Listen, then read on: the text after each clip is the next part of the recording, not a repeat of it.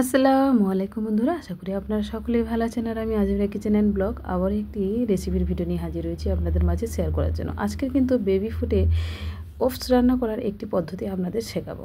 আর এইভাবে কিন্তু শিশুদের দিতে থাকলে কিন্তু শিশুরা গ্রোথপূর্ণ এবং পুষ্টিকর খাদ্য সম্পূর্ণভাবে পেতে পারবে। তার জন্য কিন্তু ওটস এক বাটি নিয়ে নিয়েছি। এদিকে কিন্তু ওটসটা আমি হাঁড়িতে রান্না করার জন্য একটা হাঁড়ি নিয়ে নিয়েছি। যেহেতু এই বিষয়টা অনেক ভালো লাগে সেই জন্যই নিলাম। ওটসের জন্য তৈরি করার জন্য আমি হাঁড়ি গরম হয়ে গেলেই সেই পর্যায়ে কিন্তু সামান্য একটু সাদা তেল অ্যাড করে দেব। এই পর্যায়ে কিন্তু ওটসটা ঢেলে অনবরত একটু নাড়াচাড়া করে নেব, যাতে একটু ফ্রাই টাইপের হয়ে যায়। তাতে করে কিন্তু খেতেও টেস্ট লাগবে, খেতেও অনেকটা সুন্দর লাগে। শিশুদের ক্ষেত্রেও কিন্তু খাবারটাও অনেক সহজ হয়ে যায়। এই পর্যায়ে কিন্তু আর নাড়াচাড়া করব না। এই পর্যায়ে সামান্য কিন্তু পানি অ্যাড করে দেব।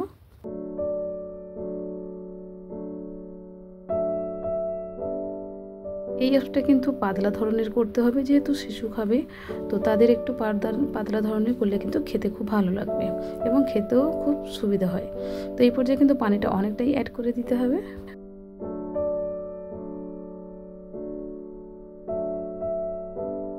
কিন্তু সামান্য নাড়াচাড়া করে পানিটা যখনই গরম হয়ে যাবে সেই পর্যায়ে কিন্তু গুঁড়ো দুধ অ্যাড করে দেবো। আপনাদের যদি লিকুইড দুধ থাকে সেটা কিন্তু অ্যাড করে দিতে পারেন। পর্যায়ে কিন্তু পানির পরিমাণটা কমিয়ে দেবেন।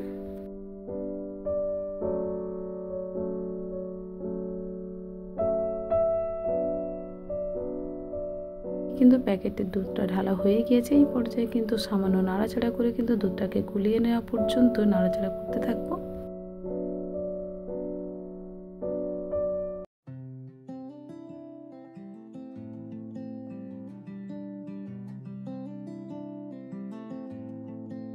দুধটা যখনই গলতে শুরু করবে এই পর্যায়ে কিন্তু সামান্য পরিমাণে চিনি অ্যাড করে দেবো, যাতে একটু মিষ্টি মিষ্টি লাগে। চিনির পরিমাণটা কম বেশি করে নেবেন। এই পর্যায়ে কিন্তু ওটসটাকে ফুটিয়ে নিতে হবে। দেখেন ফুটে কিন্তু ওটসগুলো উপরে ভাসা শুরু করছে। এই পর্যায়ে কিন্তু সামান্য করে একটু নাড়াচাড়া করে দেব।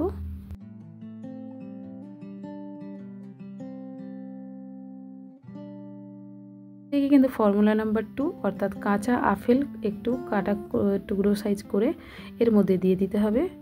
আমরা সবাই তো জানি কাঁচা আপেল কিন্তু সিদ্ধ অবস্থায় খেলে অনেক গুণাগুণ বেড়ে যায়। এটা শিশুদের ক্ষেত্রে কিন্তু অনেকটাই সুন্দর। আরেকটা দেব ফর্মুলা নাম্বার 3। এই পর্যায়ে কিন্তু আমি এই যে রেড কাউ দই নিয়ে নিয়েছি, এটাও সামান্য পরিমাণে দেবো। এটা করে খেতে কী হবে, সামান্য টক আর মিষ্টি। আর এদিকে তো আপেলের একটি সুন্দর ফ্লেভার, এছাড়াও নরম হয়ে গিয়ে সুন্দর একটি ফ্লেভার ছাড়বে।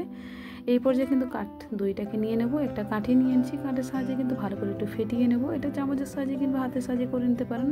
এটা যেহেতু আমি একটা কাঠি জোগাড় করেছি, সেটার মধ্যে দিয়ে এটা কিন্তু আমি ভালো করে ফেটিয়ে নিচ্ছি।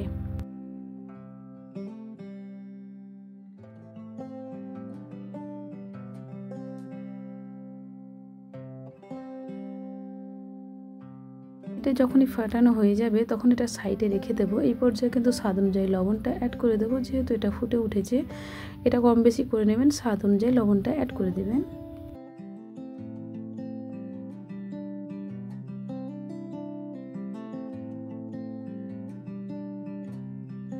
লবণটা অ্যাড করে কিন্তু ভালো করে একটু নাড়াচাড়া করে নিতে হবে। আর যেহেতু দুধ আর পানিটা বেশি দেওয়া আছে আর আপেলটা সিদ্ধ করতে হবে, এই পর্যায়ে কিন্তু বারবার বলক উঠে আসবে। তো এই পর্যায়ে কিন্তু নাড়াচাড়া করে একটু বলকটা কমিয়ে একটু গাঢ় গাঢ় অবস্থা করে নিতে হবে। এই পর্যায়ে কিন্তু অ্যাড করে দেবো দইটা, যেটা আগে থেকে ফেটিয়ে রেখেছিলাম।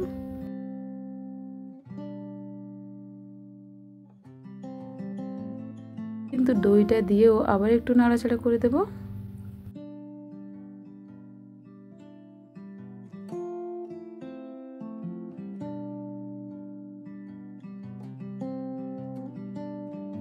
দইটাকে কিন্তু অল্প অল্প করে আমি দিতে থাকবো। যেহেতু বাটিতে যতটুকু লেগেছিল সেটাও কিন্তু অ্যাড করে দেব। এতেই দেখতে পেলেন বাটিতে যতটুকু ছিল আমি একেবারে পুরোটাই ফিনিশ করে ফেলেছি। তো এবারটা দিয়ে কিন্তু আবারও ভালো করে নাড়াচাড়া করে নেব।